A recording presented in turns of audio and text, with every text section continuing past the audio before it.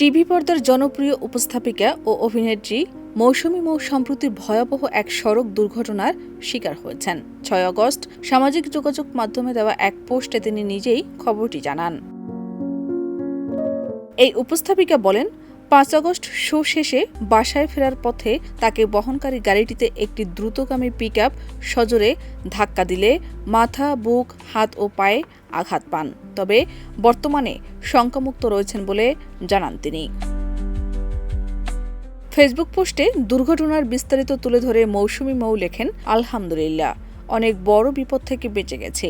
Show শেষ করে বাসায় ফেরার পথে একটি পিকআপ আমাদের গাড়িতে ধাক্কা দেয়।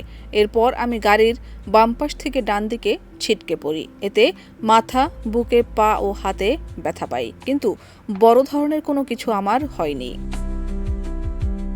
পিকআপ চালকের আচরণ নিয়েও ক্ষোভ প্রকাশ করেন মৌসুমী মৌ। তার ভাষায়, ড্রাইভারটা চরম বেয়াদব, ওর পিকআপের ব্রেক ঠিক নেই।